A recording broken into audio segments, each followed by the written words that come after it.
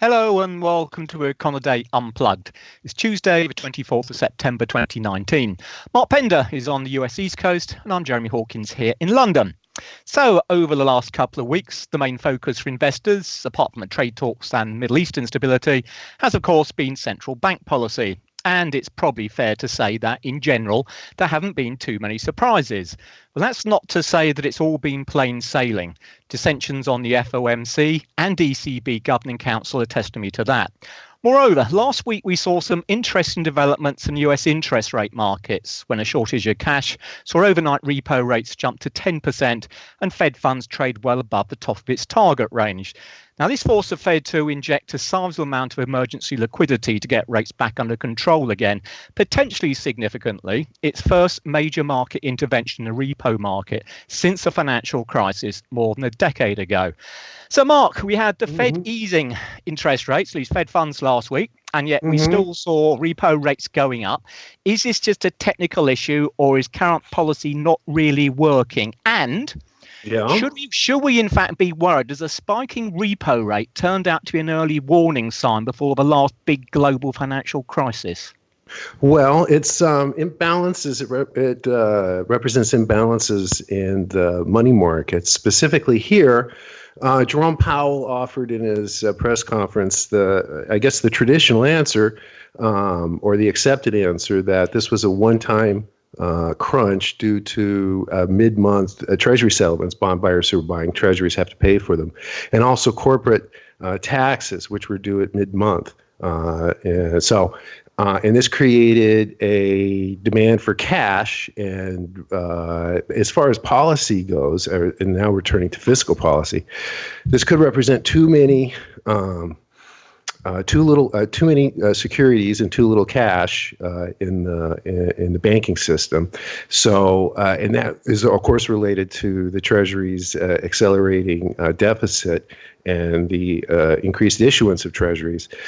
So it was a one-time burst. If you look at the overnight collateral data last week, it was a one-time burst. So, and the Fed will be getting that money back when these repos are repurchased, so or have already been repurchased. So it looks like a temporary thing, but you never know, and it really underscores the questions of Treasury issuance. Ultimately, that's the most important thing about it, and it does point to the fact that maybe quantitative easing. But the Fed buying some bonds, putting cash back in the market, may be one way to prevent this. That's what I was coming down to. Do you think they'd actually do that? Would they want to start expanding the balance sheet again? Is what it really comes down to, isn't it? They can't risk having this happen again. That is for certain, because it would bring up questions of counterparty. It still could have been a counterparty issue.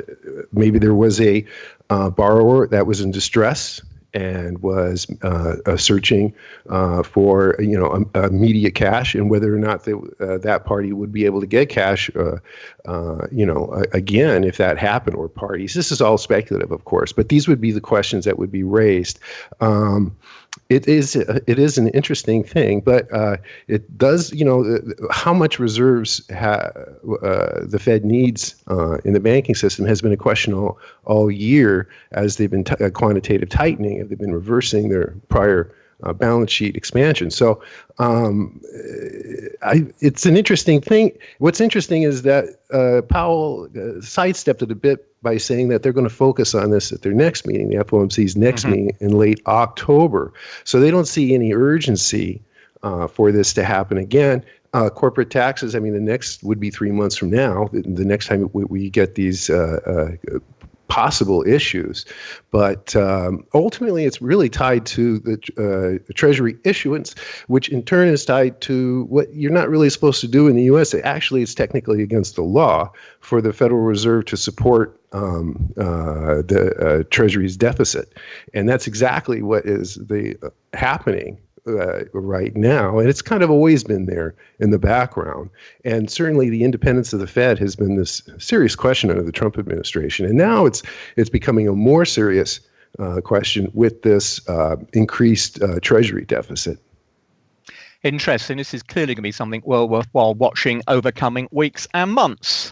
Okay. Before we leave the stateside, anything else you want to put in from your side? Any developments? In fact, anything else that the Fed said, putting this repo stuff on one side? Anything else out of the FOMC last week that we should be making people aware of? Well, sure. It's the dissension that you had mentioned. If you look at the Fed posted its quarterly forecasts, dot plots and stuff. If you look at these, it's quite striking. There is really no right now major majority. There's 17 members. 10 of them are voting. We don't know the splits. When I talk about this, we don't know the splits among the voting members. Excuse me, but we do know the splits among the 10 voting members, but we do know the splits among the 17 total members. And 7 of those see an easing policy trending, which I think is, of course, what the market has been expecting. 5 are neutral, and 5 are hawks who see interest rates going back up. Now, this would be tied to consumer spending, the actual strength of the underlying economy, and the recent run of inflation numbers that we've been seeing, a 3 straight elevated readings for core consumer prices, 4 straight elevated readings for average hourly earnings. So it's the need to cut rates isn't apparent to everyone. So whether or not this is now representing a political divide in the FOMC, are these Democrats versus Republicans? But Powell is a Republican, and Trump put him in because he's a Republican. But we don't know really, of course, which way Powell is going. But he's, apart from his own position, he is really caught between a hard place, and he has to keep the institution of the Federal Reserve, which has its own life, its own history, its own traditions, its own momentum, and it's coming against an administration that is trying to make it political, or trying to use to influence the Federal Reserve, ahead of an election year. So yeah, sure, yeah. Okay, interesting. I always think it's good when you get these split votes, because, as you say, it sort of comes down to, is it political? Might it signal some kind of turning point in policy, or is it just the fact that nobody really knows? Plays your money, takes your choice. Okay. Rest of the central bank, quick roundup then. In terms of, the splits we mentioned before, that's certainly true of the ECB as well. We talked a little about that last week. As far as the UK is concerned, no big surprises over here. Last Thursday, Bank of England, another 9-0 unanimous vote in favour of not doing anything because, of course, they can't because of Brexit. And we'll have a quick update on that in a minute. Otherwise, the Swiss National Bank, which quite a lot of people are watching closely last week, in the end, they decided not to do anything. So they left their key policy rate at minus 0.75%. And again, they described the currency as still highly valued. One of the key points was going to be whether or not they actually made that statement a little bit more aggressive. They did, of course, underline the fact that they're prepared to intervene as and when necessary to stop the currency of the Swiss franc from appreciating anymore. But for the time being, keeping their powder dry. But certainly, if we were to see the Swissy starting to strengthen significantly again against the euro, then I think we've really got to bet that the Swiss National Bank will be forced into cutting interest rates. Also, no change we had from the Bank of Japan, but again, in like so many other central banks these days, the statement which accompanied that decision was very much along the lines, well, look, we may not be doing anything at the moment, but don't surprise if we do something a little bit further out, if we don't start to see the economy improving sooner rather than later. Okay, I'll just whiz back to Brexit, since this is kind of breaking stuff at the moment then, although it's politics, but obviously it's hugely important for financial markets in general. So the Supreme Court today, which is the UK's highest court, ruled unanimously, and that's got to be said as a starting point, was a surprise to most political commentators. Prime Minister Johnson's August call to suspend Parliament for the best part of 5 weeks through October the 14th was unlawful, void and to no effect. In other words, what it's done is cancelled it. That is, effectively, Parliament is no longer on its summer recess, or any kind of recess is still open for business. It did so because it regarded that the Boris Johnson's move really was without any kind of reasonable justifications. Now, it really takes us into, well, unprecedented and uncharted water in terms of what it means for Brexit and the pound, which I guess these days, with all its volatility, it's more like an emerging market currency than a sort of international one. But, however you want to look at it, although this decision was prompted by the Brexit process, the ruling itself was purely and simply aimed at protecting parliamentary democracy. So it shouldn't really be seen as just a simple outright win for the anti-no deal Brexit camp. Now, looking ahead, what happens next? Well, the House of Commons Speaker, has decided that Parliament will be back tomorrow morning, Wednesday, the 25th of September, UK time. And indeed, in fact, MPs are already walking back into the chamber now. As for Prime Minister Johnson, it's a huge blow, and he's going to end up be fighting for his political life now.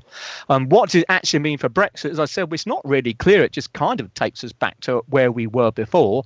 It's just that Parliament will be sitting to discuss what the government may or may not be putting forward between now and the 31st of August. Recall that as things currently stand under this recently passed law, that was designed to stop a no-deal Brexit on the 31st. And that's going to happen if no deal is agreed between the UK and the EU by the 19th of October, or MPs don't vote in favour of leaving without a deal. So Jeremy, for investors and for everyone, the actual date is the 19th. That's the date that counts. That's right. If there's no deal agreed by the 19th of October, then essentially it means that, in theory, or at least by law, we should say, it means that Prime Minister Johnson is supposed to officially request an extension of the Brexit beyond the October the 31st, the current deadline. Now, as we understand it currently, he's still refusing to do that, or how he's going to get around it remains to be seen.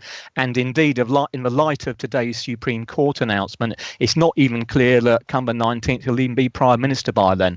Well, he said he would rather be dead in a ditch, right? He did. How do you back off from that? And I really don't know. So when the 19th comes around, and if there's no agreement, then there would be a no-deal Brexit just by default? Well, if nothing has happened at the end of the day by the 31st of October, because ultimately that's the deadline, under EU legislation, and if there's going to be an extension to this deadline, the EU and all members of the EU have to agree to it. So irrespective of whether or not the UK wants to ask them for an extension or not, if we get to the 31st of October and for whatever reason we haven't asked for an extension, or perhaps the EU decide, well, look, we've had enough of this, we don't care anymore, you're out, then the UK is going to leave. Can Parliament request an extension without Boris Johnson's help?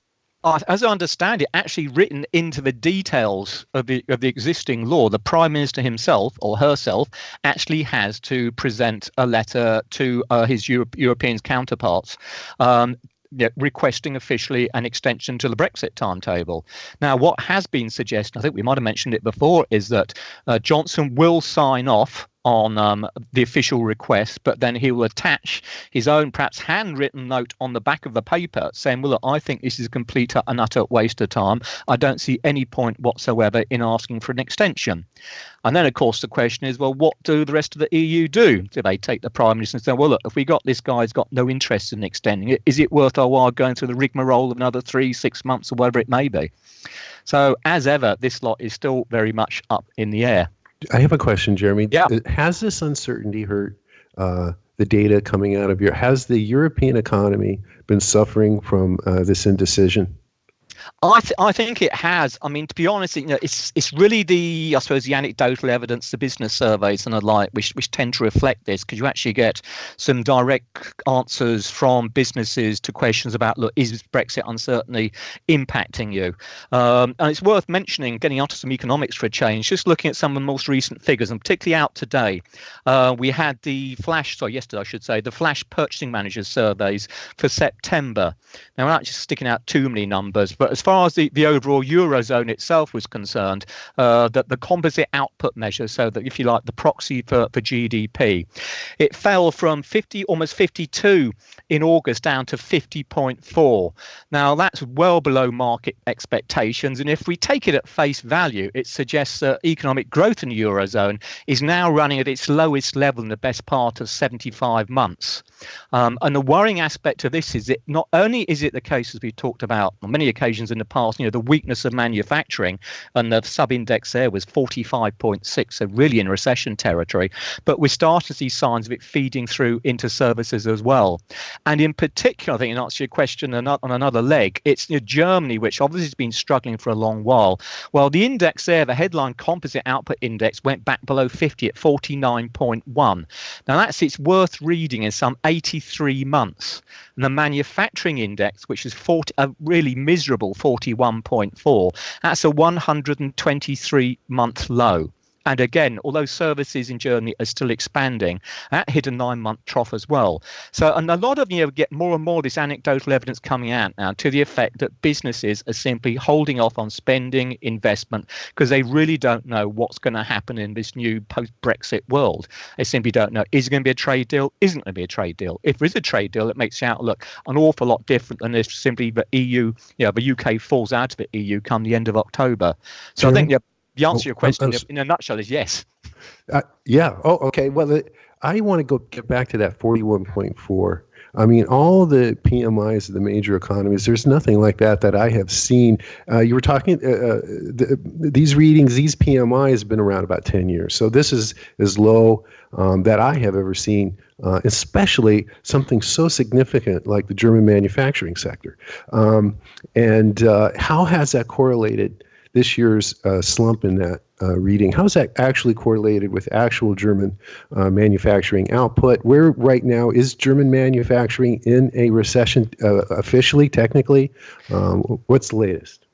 Technically speaking, no, German manufacturing is not actually in a recession. It was earlier on, and they revised some of the back data. But in terms of most recent numbers, where are we? In terms of July, we had a decline on the month of 0.6%. We had a decline of over 1% in June.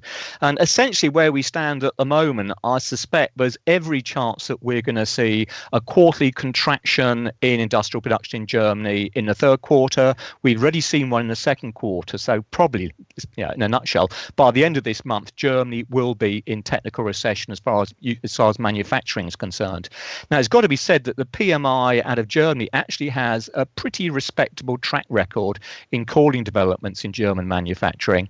And again, one of the key problems for Germany, of course, and we touched on this several times before, is the slowdown in world trade. Once we started to see world exports beginning to slow, Germany, and remember that up to 50% in any quarter of German GDP is generated by exports. So if Germany is disproportionately vulnerable or exposed to slowdown in global trade. And that is obviously being compounded by the Brexit uncertainty, which has got all these exporters really concerned. You mentioned the auto sector. They're scared stiff at the moment about losing a big chunk of its key UK market. But Germany and Merkel seem to be a kind of not neutral, actually, supporting efforts by the UK to come up with a softer Brexit. Is that reflecting the manufacturing base there? It is. I think Merkel's well aware that her popularity standings have drifted down quite a lot. We're going to see what upcoming elections just over a year or so, and she needs to do something about it. And she realises that if we do see a hard Brexit, then Germany will be hit quite hard. But I suppose the typical starting point is, it's really bad for the UK if it pulls out of the EU with without a trade deal, which I personally believe to be true. But it's also true that it's going to be bad news for the European Union, which is going to lose its second largest member state. So yes, I think Merkel is very much alert to the fact that the European Union is much stronger economically and politically. And clearly this comes back to the export side with an eye on trade negotiations with the likes of the US and the rest of the world. It's much better if you've got the UK with you rather than being outside, because you're that much more powerful. So she's alert to all that. Does the weakness of the German manufacturing sector point or suggest an extension then of the Brexit deadline? Well, if it's just Merkel, then no. The problem for her, as powerful as she is and as powerful as Germany as a whole is, the key thing about the extension is it has to be signed off by every other EU government. And there's already been noises, particularly out of France, with Monsieur Macron, who's been intimating, well, look, if the UK can't come up with a proper offer as to how they're going to come out with some new treaty, how they're going to deal with this thorny backstop issue, then what's the point of extending for another 3 or even 6 months? So Merkel will certainly say what she thinks, but it may even be the case that the opposition against her is such that she can't get everyone to sign. That's remains to be seen. At the end of the day, everyone wants a trade deal, but I think the sense is increasingly that the UK has got to really offer something which will replace this backstop, which is acceptable. Hey, Jeremy, how do you think today's Supreme Court ruling is going to play in the anecdotal survey data? It's really hard to say. I was looking at financial markets today. You just read some of the simple headlines. You've got a lot of these media saying, "Oh, the pound jumps on news of a Supreme Court." Well, it didn't. It dribbled up just a few, a few percentage points on the back of the announcement, because the initial reaction was, "Oh, well, that's bad news for Johnson. He's the man who runs the risk of having a no-deal Brexit. Therefore, it's good news for the pound." It lasted all of a few seconds, and it came back down to basically where it was before the statement. And why is that? Exactly the same as the gilt market hasn't changed or the stock market. It's because we're just back to square one. Nobody still knows why on the earth is what's going to happen with this Brexit. But still, I think looking at the way the pound's trading at the moment, and as we talk, this sterling euro benchmark rate, the sort of litmus test of what investor sentiment is towards Brexit, we stand at 1.1334. So that's euros per pound. That was pretty well where we opened this morning. But it is, it's several cents above where we were, go back a month or so ago, when the no-deal Brexit scares were perhaps at their peak. So I think there's still this kind of underlying sort of hope that somehow something is going to happen which gets a trade deal through, even though we're not much more than a month away from a deadline now. Okay, let's move up 3 weeks and say that there's no progress. We're sitting there exactly where we are today, in mid-October. Where's the pound going to be? I think if there's no obvious light at the end of the tunnel by then, I find it hard to believe that the pound's not going to be at least 1, 2, 3 percentage points lower than it is at the moment, perhaps even lower than that. It's surely got to be the case as we get closer to this, the supposed end date, that if nothing's happening, then finally markets just have to throw in the towel and think, right, this is hard Brexit. That's bad news for the pound. It's going to lower the equilibrium level of UK interest rates. It will lower the equilibrium level of sterling itself. So we've got to sell. So for British residents, book your holidays now. Not for Thomas Cook, right? Oh, I wouldn't go there. That was a shock to me. That was a shock to me. That was a big shock to a lot of people, yes. And I say it's massive. 150,000 tourists have got to be repatriated back to the UK. All right. Well, that wasn't a very happy note to end on, but have we got anything else we should be talking about? No, I think we've probably chatted long enough for now. Top 4 people nod off. So in that case, let's end it here for today, but we'll be back again as usual next week.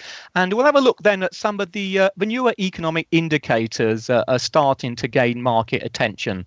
So perhaps look at some of the details of those and just make people aware that it's not just the case of looking at the likes of GDP and CPIs all the time. So from Mark and myself, thanks as always for listening. Do keep an eye on Econoday's global economic calendar, and we'll speak to you soon. Bye for now.